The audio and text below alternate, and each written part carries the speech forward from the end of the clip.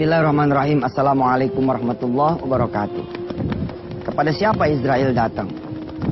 Tidak ada yang tahu kepada siapa Israel datang. Karena tidak ada yang mengerti juga kapan kematian itu akan menghampiri seseorang. Kira-kira di tahun 2000-2001 saya pernah dagang mie ayam ya bersama istri dan mertua di perempatan Cengkareng. Namanya perempatan Pintu Air. Jadi perempatan Cengkareng ya, ini Grogol, ini Kalideres, ini ada perempatan, ini ke kanan, nanti ada perempatan lagi di sini namanya perempatan Pintu Air. Nah, saya sama istri dan adanya mertua, kakaknya mertua itu dagang mie ayam di situ, pinggir jalan. Satu sore ya ada cerita ini Masya Allah yang menandakan bahwa tidak ada yang tahu kapan ajalnya itu bakal dicabut oleh Allah. Kepada siapa Israel datang, ini termasuk tema kita ya beberapa waktu juga ke depan ya. Untuk menyadarkan kepada kita bahwa masalah kematian ini bukan masalah nomor urut, tapi nomor cabut. Kalau sudah dicabut oleh Allah Subhanahu wa taala ya sudah wassalam.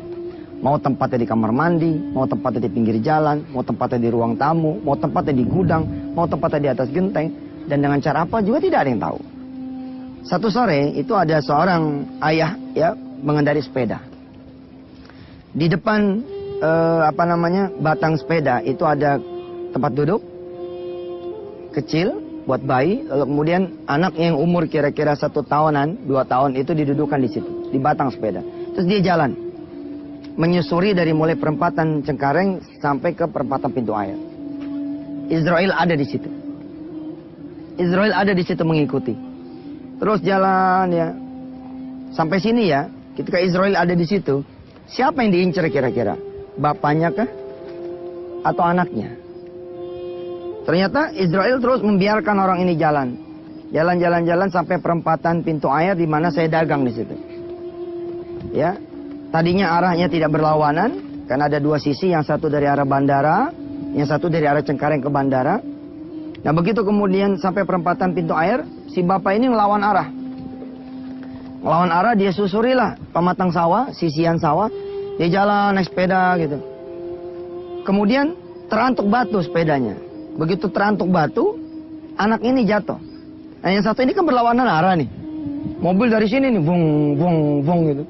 Anaknya jatuh, pertanyaannya kira-kira, bila Israel pun mengikuti ada di situ, kira-kira siapa yang nanti akan dicabut nyawanya oleh Israel? Si bapaknya ini kah? Atau anaknya sudah jatuh? Bila saya kemudian membuat kuis buat seluruh pemirsa yang melihat tayangan ini, yang melihat rekaman ini, yang mengikuti pengajian ini. Bila ada kuis, siapa yang meninggal dunia, yang dicabut oleh Israel? Juga tidak ada yang tahu. Apakah si ayah atau si anak? Beberapa di antara saudara akan mengatakan, oh pasti yang dicabut itu nyawa anaknya. Karena anak ini jatuh. Mobil tuh kecepatan tinggi gitu. Tapi ternyata salah. Yang dicabut oleh Israel adalah ayahnya. Si anak itu ngambil, jadi berhenti karena sepedanya terantuk batu. Si ayah itu ngambil anaknya ini dengan maksud supaya kemudian anaknya ditaruh lagi. Tapi kemudian palanya yang berjarak beberapa senti saja bedanya dengan pala anaknya. Itu yang disambar dengan kendaraan. Lalu kemudian ayah ini meninggal seketika. Pemirsa yang dirahmati Allah. Wajar kalau kemudian Allah Subhanahu wa taala mengingatkan kita setiap saat, terutama setiap salat Jumat. Ya ayyuhalladzina amanu taqullaha haqqa tuqatih wa la tamutunna illa wa antum muslimun. Jaga diri, jaga akhlak. Kapan saja kita siap dipanggil oleh Israel. Mudah-mudahan Allah mewafatkan kita dalam keadaan husnul khatimah. Kadang-kadang kita tertawa, kita menangis, tanpa kita tahu kapan kita berakhir tawa kita. Dan kapan kemudian kita berakhir tangisan kita. Ada orang-orang yang dicabut nyawanya oleh Allah Subhanahu wa taala dalam keadaan dia tertawa. Ada juga yang dicabut nyawanya oleh Allah Subhanahu wa taala dalam keadaan dia menangis. Saudara-saudara yang dirahmati Allah, kita masih melanjutkan pembahasan kepada siapa Israel ini datang. Tidak ada yang tahu kepada siapa. Saya punya tetangga ya, yang kemudian mengajarkan kepada saya hikmah yang satu ini. Bagaimana kemudian tetangga saya ini bercerita betapa Allah Subhanahu wa taala mengubah jalan hidup dia. Dan karena dia memahami pula Kehidupan ini bukan dia yang punya, tapi Allah Subhanahu wa taala. Beliau ini bercerita istrinya itu kemudian harus dioper ke rumah sakit besar di Bilangan Salemba, Jakarta. Pemirsa yang dirahmati Allah, para hadirin yang sedang mengikuti kajian ini. Andai kemudian saya mengatakan kepada pemirsa semua dan kepada saudara-saudara semua, Israel ada di keluarga ini, mengikuti si ayah, si ibu yang akan melahirkan. Pertanyaannya, siapa kira-kira yang akan dijemput nyawanya oleh Israel? Sekali lagi, tetap tidak ada yang tahu. Si ayah dan si ibu ini ya dioper ke rumah sakit besar di Salemba. Israel kemudian tetap mengikuti. Rupanya tidak mengambil di bidan. Ceritanya begitulah, dia ngikut nih. Ke Cipto. Sampai di Cipto, Israel ada di sana. Kira-kira kalau pertanyaannya kemudian diulang, siapa yang bakal dijemput oleh Israel di kamar bersalin itu? Bahwa jangan-jangan memang disitulah lokasi kemudian kematian salah seorang hamba Allah.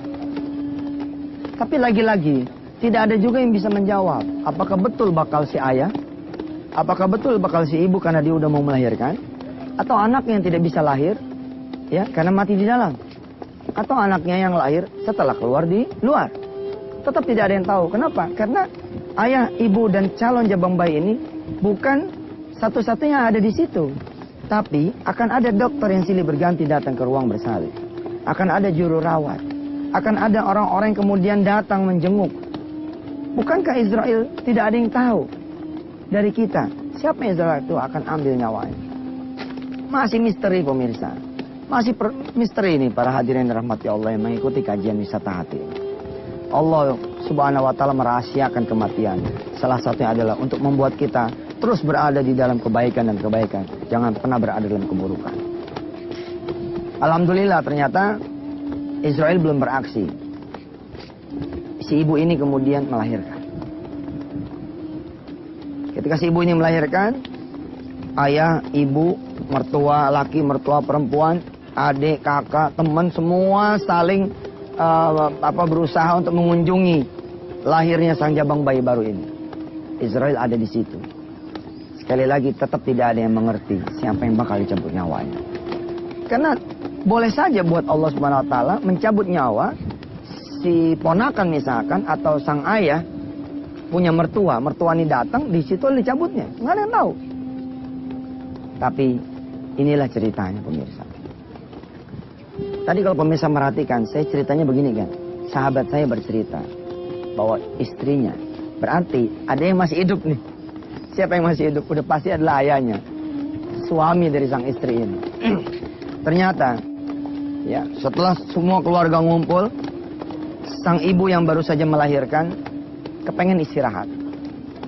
Apa kata si ibu ini kepada suaminya?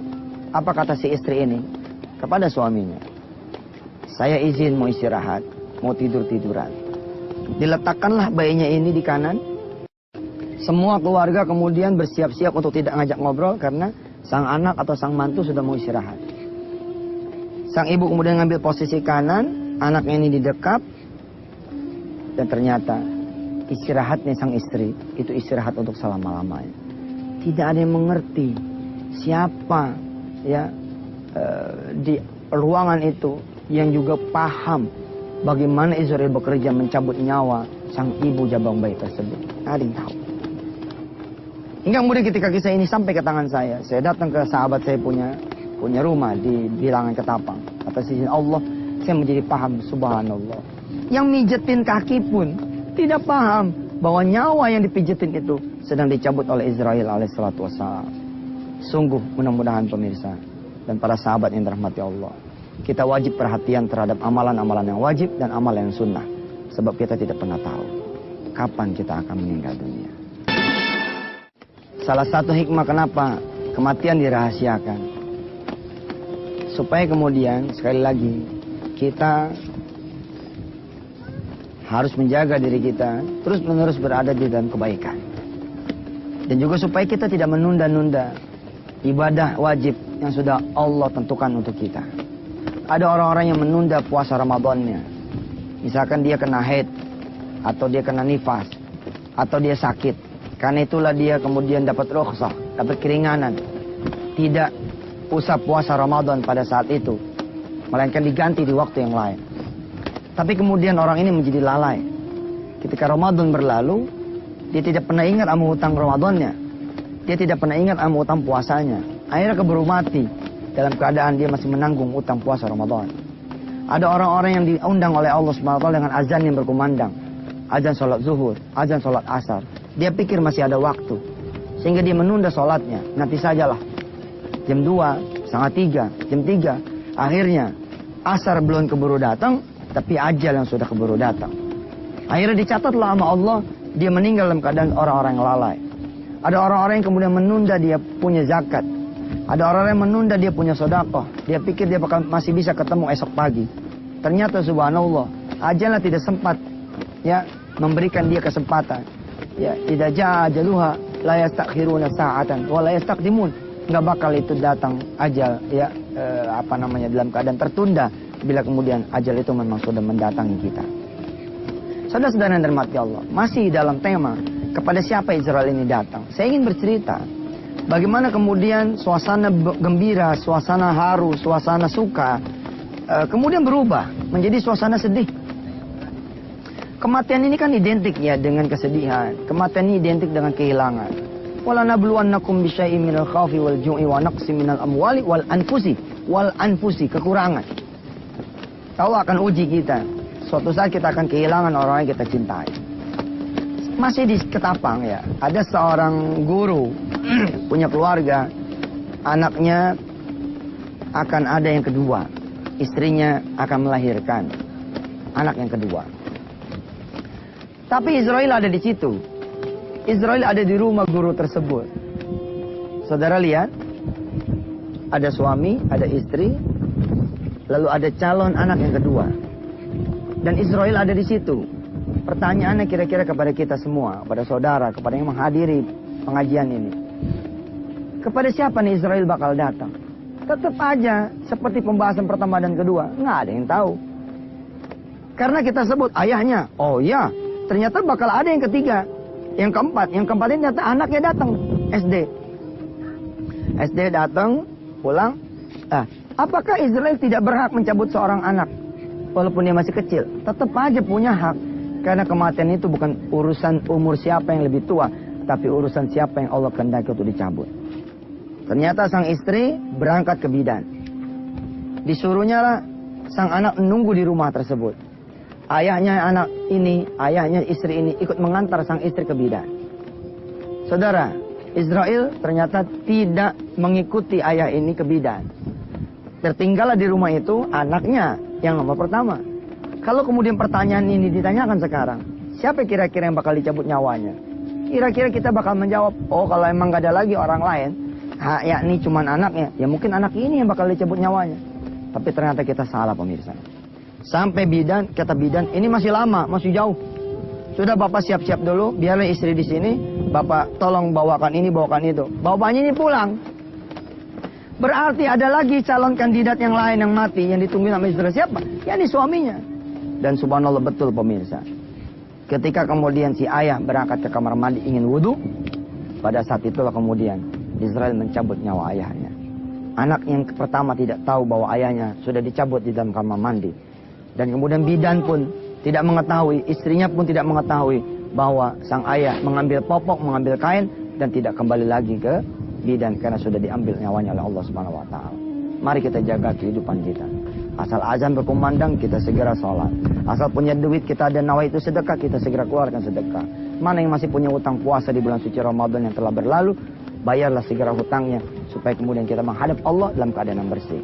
Wassalamualaikum warahmatullahi wabarakatuh.